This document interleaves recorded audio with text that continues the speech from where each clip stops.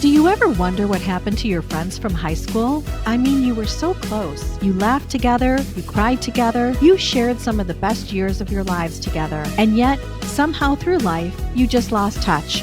Now it's time to relive those moments once again. Introducing the podcast that takes you back in time to the place where it all began. This is Class Reunion. We're bringing you all the gossip, secrets, and scandals from your high school days that you won't want to miss. Join us as we catch up with old classmates and dive into the wildest stories from our high school days. From those legendary parties to the infamous cliques, we're spilling all the tea on who's who and what really went down. So grab a seat, turn your volume up, and get ready for a trip down memory lane.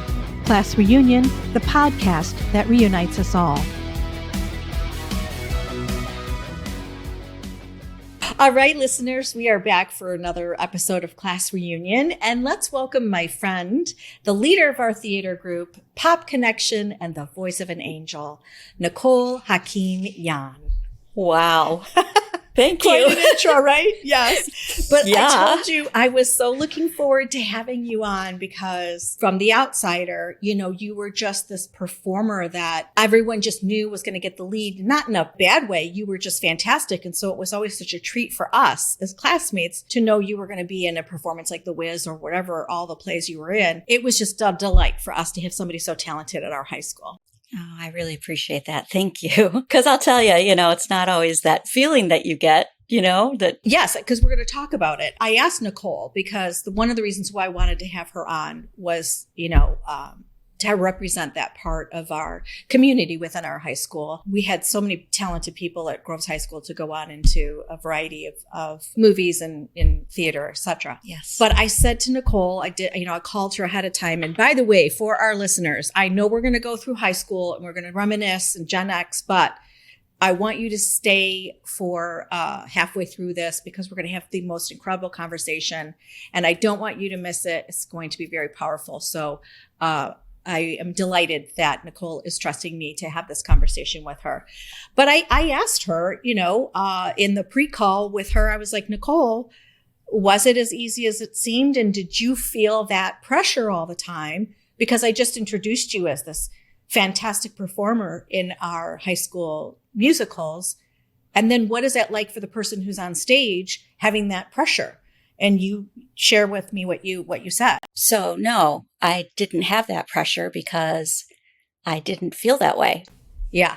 I kind of felt like an outsider. It's like, I fit well with the theater people, but kind of everywhere else, I was kind of I felt an outsider.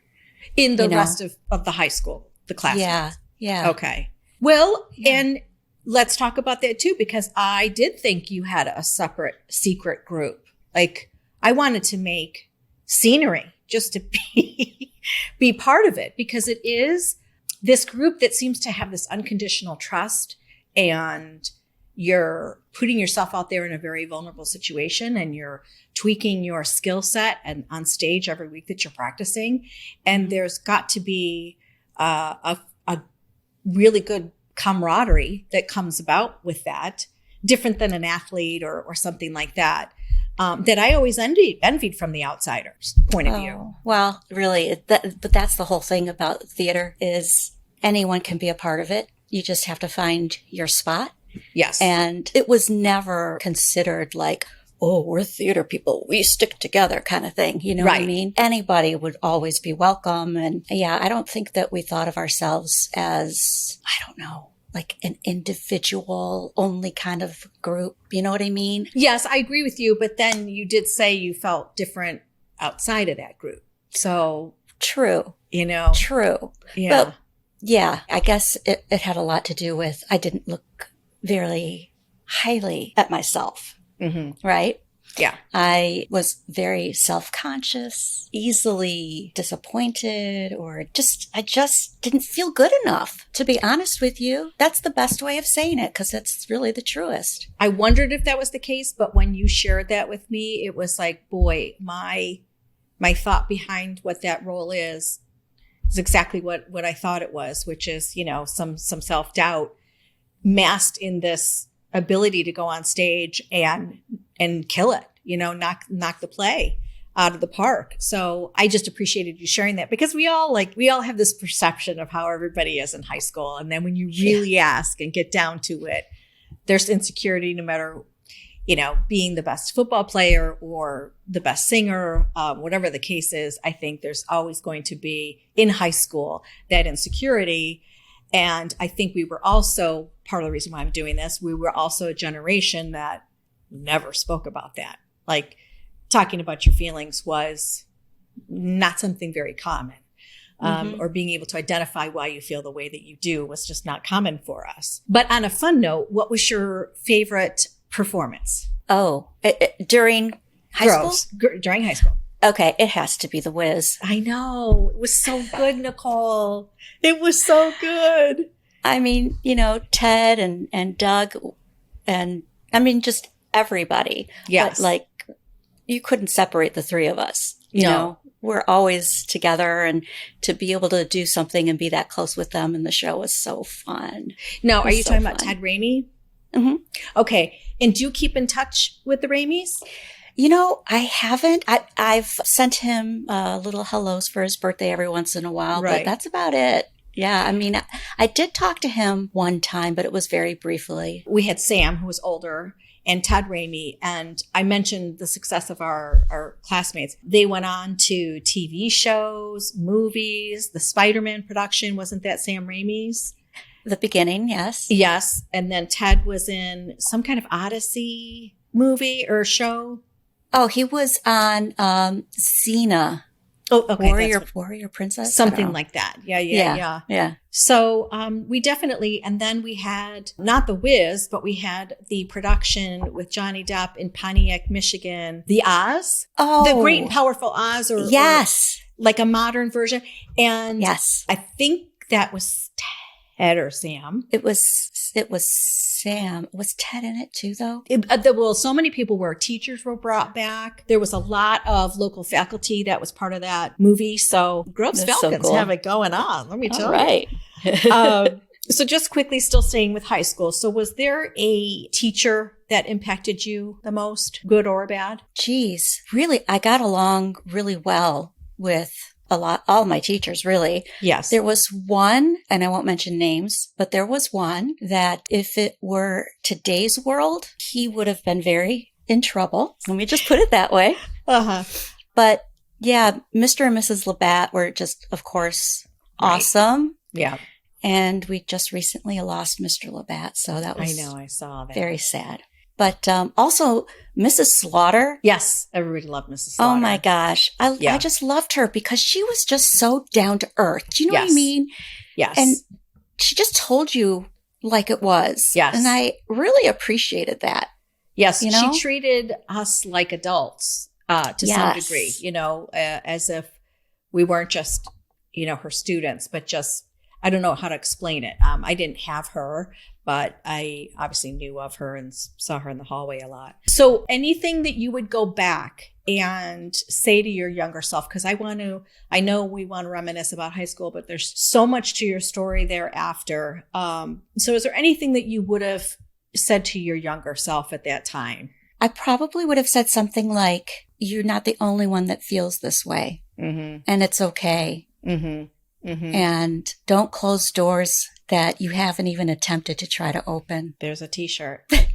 That's a good one, because I think there's just so much fear. I love that you didn't attempt to open, because I didn't. Mrs. Labatt, actually, I was in some dance class or something like that, and she wanted me to pursue it and talk to my mom.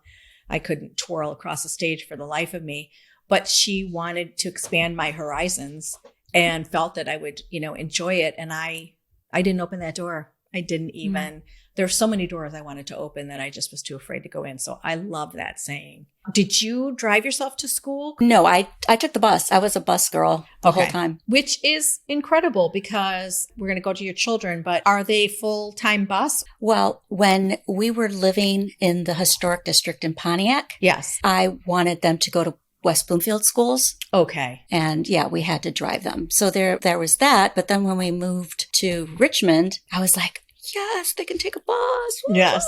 Right? Yes. Until yes, my daughter was like, I really miss our time in the car together. And I'm like, yeah, right. You just want me to pick you up. Good. Okay. She's I know. Good. Well, one of the things I've mentioned to you that is coming your way is a box of deck of candies.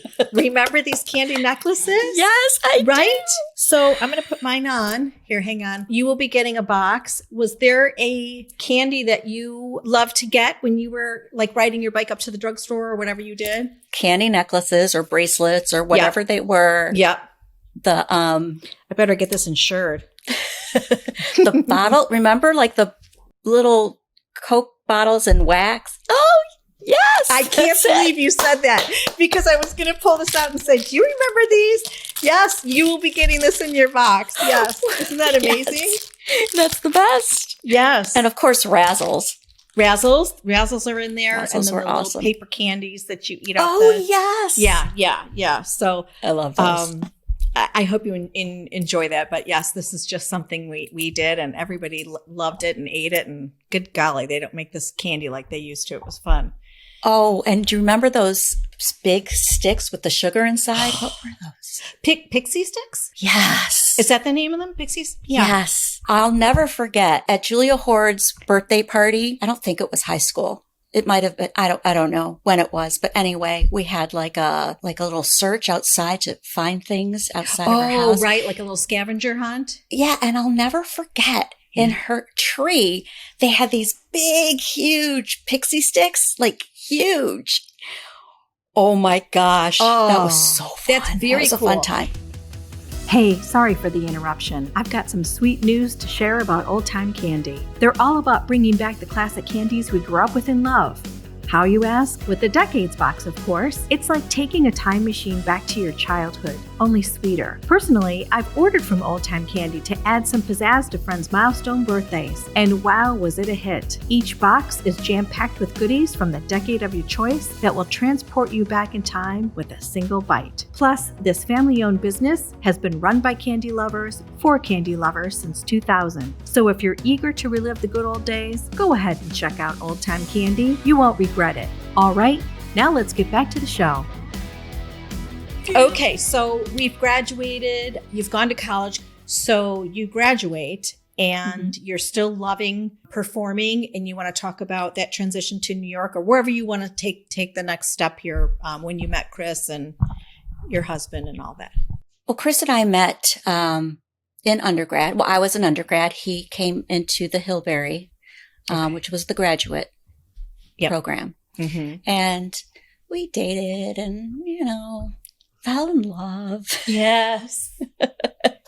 Yes. And we got married. And after we were married, we moved to New York. Uh-huh. And there's a lot that, I'm not going to really get into with that. I got really close to my dream role and it didn't work out for whatever reason. So I was going for that particular role. That was like why I went to New York. Yes. And I had a conversation with the casting director. And at the end of that conversation, he said to me, it's really hard because someone as good as you that always comes in and performs so well. And it's really hard, but there's just nothing for you. Mm-hmm. Mm-hmm. And I'm like, nothing? Yeah. Yeah.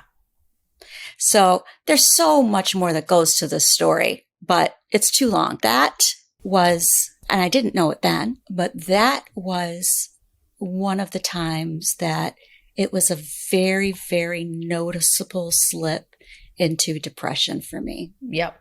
Yep.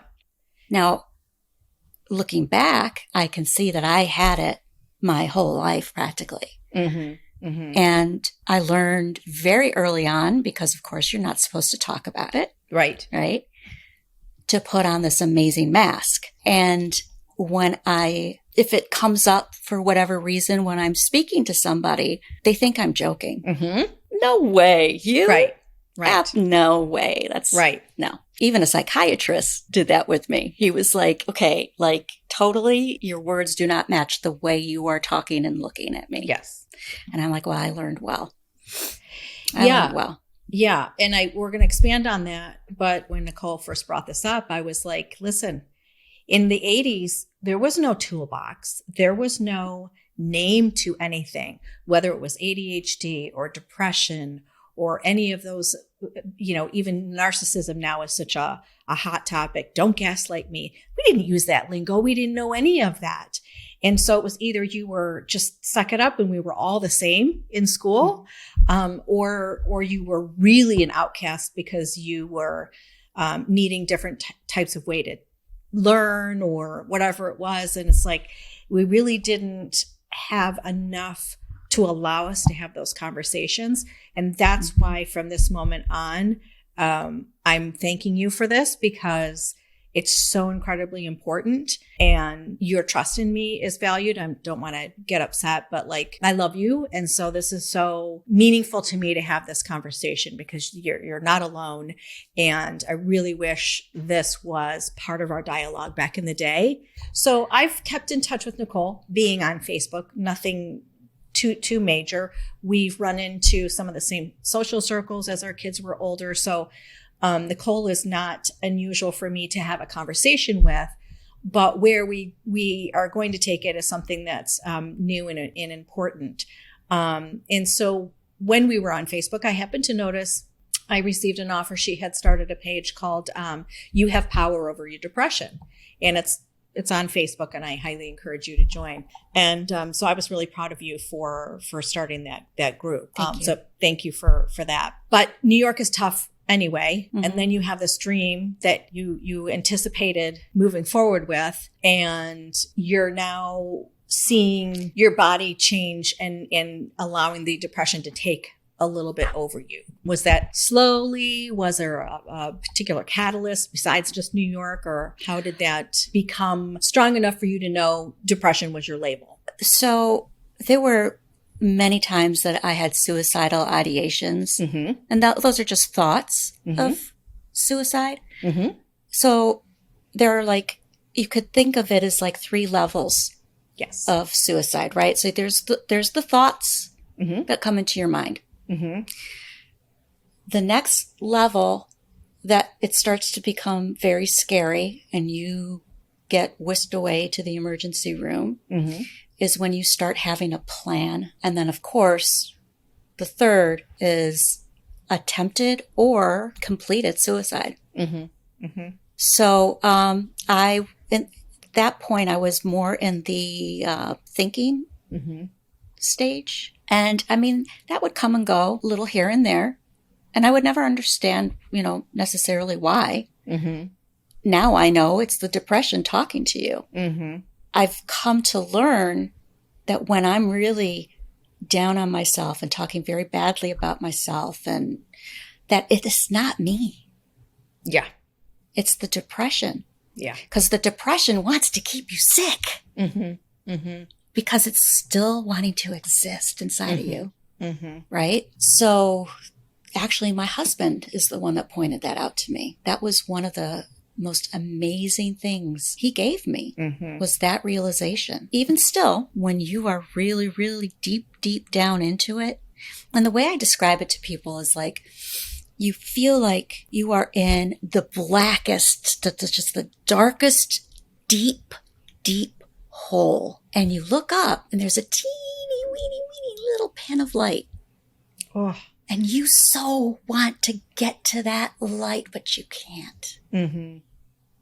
You can't. That's depression for me. I have a lot of questions. So there is a misconception too that it can evolve around substance abuse. Sometimes, that seems to be oh, you're depressed because you're drinking or smoking too much or whatever the case is. And you have your attitude on life. And when you said your therapist was, not saying you match the symptoms, forgive me for the comparison, but I just want to go to Twitch from Ellen's show, who passed away. His autopsy results came out and everyone was like, wow, there was nothing in his system. Well, that is how powerful those voices can be.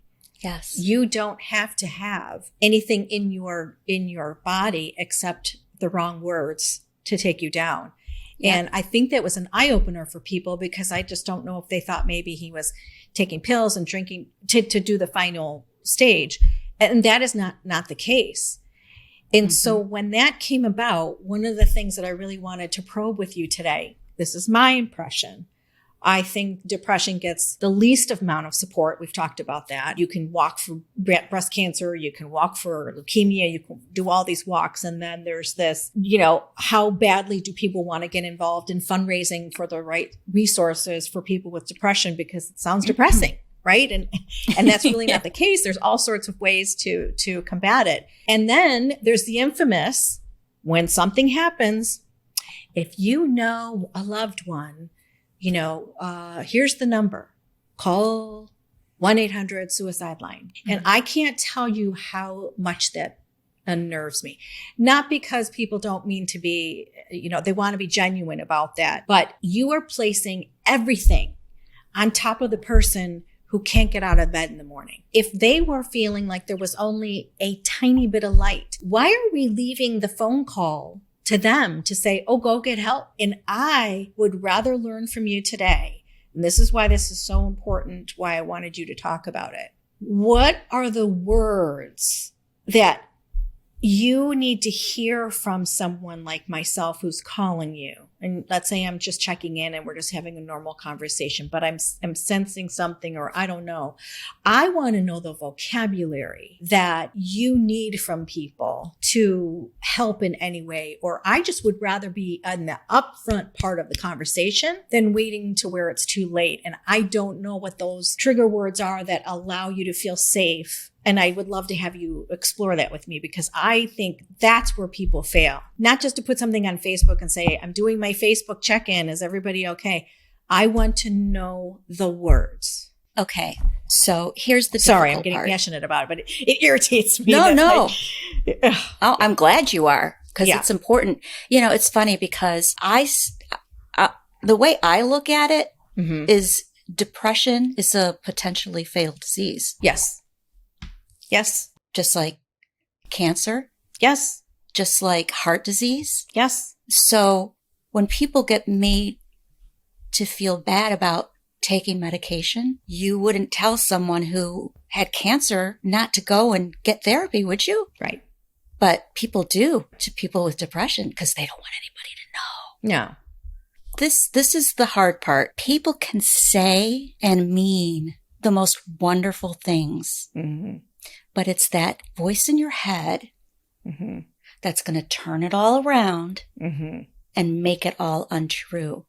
So, however, knowing that someone is there, knowing that someone is talking to you, knowing there's an attempt that someone is trying to care for you, that's still huge. But don't expect these words to have the person go, wow, you really feel that? Oh my God, thank you. I feel so much better. Right. You know what I mean? Right. Thanks for calling. Makes me feel great. Yeah. I mean, I'm all better now. Yeah. It's important, but I think when people don't get that response, they're like, oh, there's nothing I can do. No, that's the furthest thing from the truth. That's what you need to keep on doing. Okay. So keep on doing it because they have got that voice that's telling them the worst things about themselves. And that the only way, like my voice, the only way, if I loved my family enough, I would die and get out of their way. Your voice at the time when you're in the peak of depression. Yeah. So never give up on somebody. Never think that you're not helping. The other hard part is, unless the person is either ready or wants to get better, it's sometimes hard to get them help. It's kind of like that saying, you can lead a horse to water, but you can't make them drink. That happens a lot. Now, that's not to say that, let's say if they were in a suicide situation and you get them into some sort of program, that program most times will help them get out of that deep, deep, deep part. But as weird as it sounds, a person who has been sick for a while, that's what they know. That's, as sad it is, that's their comfort zone. Okay. So to take those extra steps to get really, really well is very scary. And it's not even a conscious thing. No. Right. But see, that's another thing that takes time, and you can't make somebody better. Obviously, medication is a very big help too. It is. So, but I want to go to the medicine too. I feel like there's a lot of generic brands out there, and this could be my naive knowledge, Nicole. So correct me, but going to all these fundraisers and where medicine is going and the dedication to new drugs for, like you mentioned, cancer research, etc. I feel like, you've got like Wellbutrin, like there's just a few staples that are thrown out there. And depression is such a chemical, unique thing to each individual that takes time to, number one, know what works for you. Mm-hmm. Number two, do we have enough out there right now to even choose from? Or are we all still in this cookie cutter, like I mentioned, the top 5, pick and choose? And does it deter the individual who should be getting the medicine because it's going to take time to fix? Okay, so first of all, I'm going to say this. Lots of doctors will prescribe medication for depression. Mm-hmm. That's okay, I guess, for a first stop. Yeah. However, the ones who know the medications best are the psychiatrists. Okay. So I would say if you really need it, you can get started. If that helps, great. But if not, they can talk you through certain questions, and they can find out it's this side of the brain more than this side, or, it's more anxiety than it is depression. You know what I mean? Mm-hmm. There's so many things that they will really sift through and then be able to prescribe based on that, rather than just a general overall thing. It can take a while to find the right thing for you. I have been through many medications. Now I've got my cocktail. They call it a cocktail, right? Because sometimes it takes more than one. Right. I'm pretty good right now. Some people are afraid to take medication. My beginning with medication, since it happened in a really bad way after my children were born, I was breastfeeding. There's no way I'm taking this medicine, right? Oh, that's another good point. Yes, right. Yeah, no way. Don't even talk to me about it. Yeah. Right? Yeah. Which hurts you in the long run because you're trying to do it on your own. Yeah. So finally, my sister had to actually say, you're taking it right now. Open the bottle right now. Put it in your mouth. Yep. Swallow it. Yeah. Right? So that's how I started. Now with me, right, I'm still in that thought that, well, if I'm taking medication, there's something wrong with me. So I always want to get off my medication. Okay? Well, and I've heard that when it starts working, that could be the somewhat scary downfall, because now you're like, I'm better. I don't need it, when you finally found the perfect formula, and that's why you should stay on it. Yes. I don't know. I'm getting upset when we talk about this stuff just because it has such a stigma. Today it does. And yet we all feel bad when we hear about these stories, and suicide rates have gone up since COVID. And we hear, and I mentioned Twitch, or I forget all the people this year that, we say that celebrities, oh, that's so sad. And it's your next door neighbor. Yeah. It's your mailman. It's your teachers. It's everyone in your community. And we seem to just not be putting the priority on mental health that needs to happen, because it still has this weird stigma.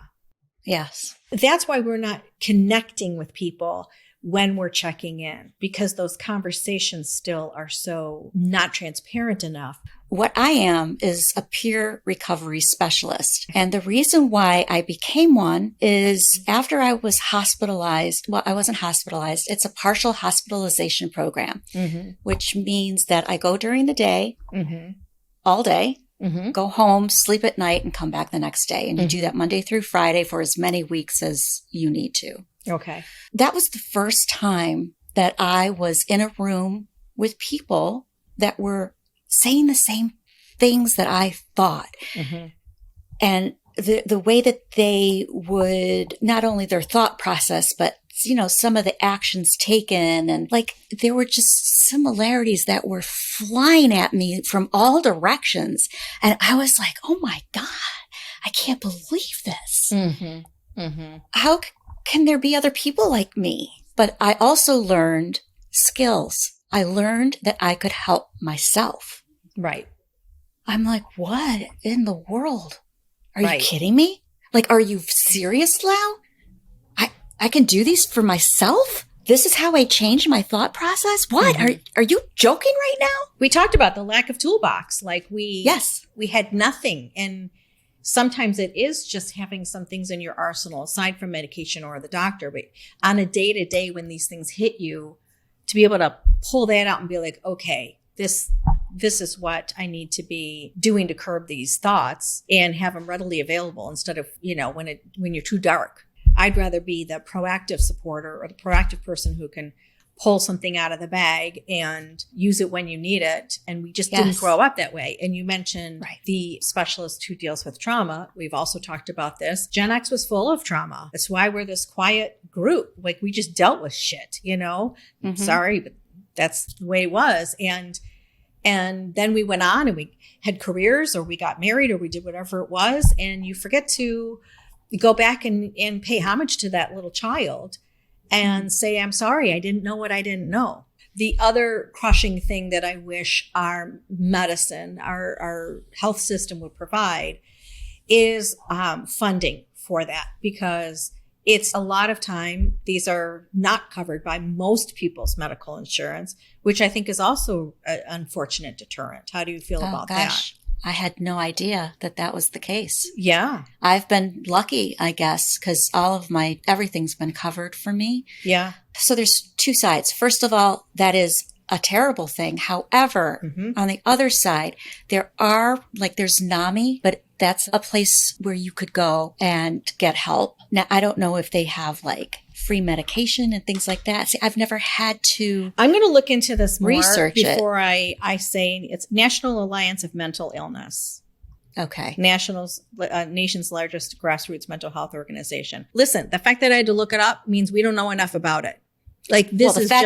I'm irritated right now. We are going on the road. We're taking this show on the road. And how many people are out there like me that had no idea about any of this stuff? I know. Yep. Right?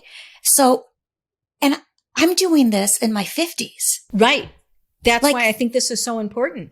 Do you know how many people in our 50s are in this same boat? And now you're going to have retirement coming, which we have to talk about too. I've got to watch my time here because I could talk to you for 72 hours straight. Now you've got the fear possibly of retirement. Do I have enough money? What does that look like? And you could be exacerbating something that was probably maybe with you all along. And now it's in retirement. This is so important for this Gen X generation to get a hold of knowing what's available, because our children, sure, they have the same issues, but they know they have a little bit of a better opportunity to talk about it openly than we did. I'm going to close on my gratitude. I have some fun things next real quick, but I want to take this serious part and close on my gratitude, because if there's one DM that you get out of this, if there's one DM I get, any inquiry of wanting to learn more, this segment was entirely worth you sharing, which is a very honorable and vulnerable thing you've done. I think that will be fantastic. And I want to carry that concept forward and make one DM turn into a million DMs and be able to help more than just one person. But one is better than none, It would be amazing. I'm going to go on to some humor here, but okay. Love you very much. I love you too. Okay, so we're going to do, and a lot of these I've done 80s and 90s, TV shows and music influences. But for you, I have a special edition. Oh, geez. And it's going to be about your favorite musical songs. So I'm going to have you pick between two. Oh, ready? No, I hate making choices. Yeah, they're good ones. So seriously, I'm a twist kind of girl at Dairy Queen, because then I don't have to decide between chocolate and vanilla. You and me both. Oh, for sure. Okay. All right. Hit me. Memory from Cats or Defying Gravity from Wicked? Oh. Right? I know. Because they're so good. I hate you right now. So good. I have to go with Defying Gravity. Okay. This is for you, Les Mis here. I dreamed a dream or on my own? Shame on you. On my own when I was younger. Okay. And I dreamed a dream now. Not because of where my life is, just because when I was younger, that was the part that I was up for. And now that I'm older, I would be up for this. So that's why. Okay. Don't Cry for Me, Argentina from Evita. And I'm telling you, I'm not going from Dreamgirls. Oh. And I'm not going to say if I sang while I was typing these up, but I did. I'm telling you. Me too. I'm not leaving. Yes. Yeah. I mean, it just builds and builds, and you are like, go. And Jennifer Hudson was great in that song too. Oh, absolutely. My favorite things from The Sound of Music, or You Can't Stop the Beat from Hairspray. My favorite things from Sound of Music. And then Tomorrow from Annie, or Don't Rain on My Parade from Funny Girl. Tomorrow. I know, right? But I did like Don't Rain on My Parade because I think of Barbra Streisand all the time. Da, da, da, da, da, da. Thank you for playing that. Yes. You're the one I know that I can play that game with. Okay, so in the final segment, I always say I play my last name, Dr. Pepper, and Unlocking the Sweeter Life. So what do you, Chris, talk about how the rest of your life looks like moving forward? I am hoping for grandchildren one day. As a matter of fact, I even went as far as telling Ilsa that she can go ahead and get pregnant at any time, and I'll just take the baby and raise it for her. So, there's that offer out there. Okay. I like that. Anyway, so we hope that will be in the future. Chris would love to rent like some type of RV or some kind of vehicle that we could go and just, that's not me. So, no. If he wants to do that, he could maybe do that and I could fly to the next place and just be up there. I'll meet you at the Smoky Mountains. Something like that. There's so many more places to explore that I'm with Chris, but I'm with you on the plane. I want I don't know. We're just going to love being together, and not have worried about other stuff. Nope.